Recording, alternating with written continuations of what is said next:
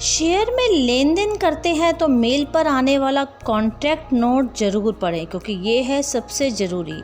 अगर आप demat trading account धारक हैं, शेयर बाज़ार में लेन देन करते हैं, आपको ईमेल पर कॉन्ट्रैक्ट नोट निश्चित तौर पर आता ही होगा। ज़्यादातर लोग इसे गंभीरता से पढ़ते नहीं। यहाँ एक बड़ी गलती है, क्योंकि कॉन्ट्रैक्ट नोट में एक विशेष दिन में किए गए सभी सफल ट्रेड्स का ब्यौरा होता है। यह किसी व्यक्ति की ओर से किए गए लेन देन के लीगल प्रमाण के तौर पर काम करता है।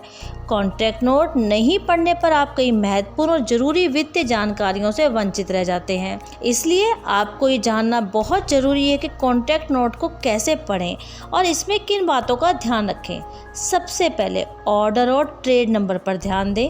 ऑर्डर और ट्रेड समय, सिक्योरिटी ट्रेड का नाम, सिंबल, एक्शन कैरी आउट यानी खरीदें या बेचें, ट्रेड का प्रकार, डिलीवरी या इंट्राडे, ट्रेड की क्वांटिटी और प्राइस, लगाया गया शुल्क, ब्रोकरेज और अन्य टैक्स एवं शुल्क, नेट पेबल या पे आउट, ये सब कुछ होता है। प्रत्येक कॉन्ट्रैक्ट नोट इन कॉलम से ही बनता है। इसके अलावा कॉन्ट्रैक्ट नोट्स पर क्या उद्देश्य है, यानी उसका मोटिव क्या है।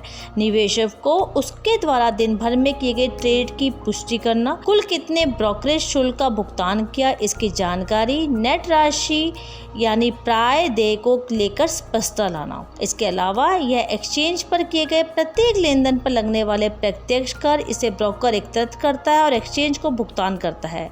इसे एक्टिविटी डिलीवरी पर खरीदने और बेचने पर भी लगाया जाता है। अपने शेयर खरीदने और बेचने के लिए जो ब्रोकर योजना तय की है, उसके अनुसार आपके लेन देन पर कुल ब्रोकरेज शुल्क लगाया जाता है। यह शुल्क NSE, BSE, MCX और NCDX जैसे एक्सचेंजों की तरफ से लगाया जाता है।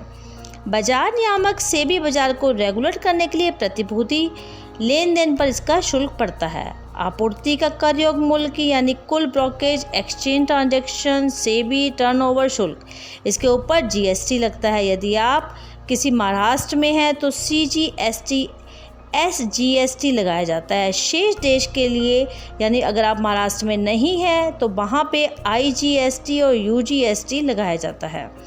कुल ब्रोकरेज शुल्क का अनुमान मिल जाता है। बाजार से निवेश हुए पूंजीगत लाभ की गणना आसान हो जाती है।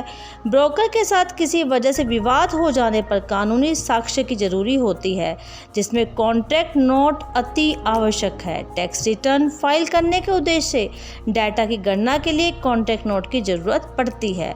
इसलिए शेयर अगर आप लेन देन कर रहे हैं तो कॉन्ट्रैक्ट नोट अवश्य पढ़ें, क्योंकि ये है आपके लिए सबसे ज़रूरी। अगर आपको जानकारी अच्छी लगी तो D5 हिंदी को अवश्य सब्सक्राइब करें और अपने कमेंट बॉक्स में अवश्य लिखें।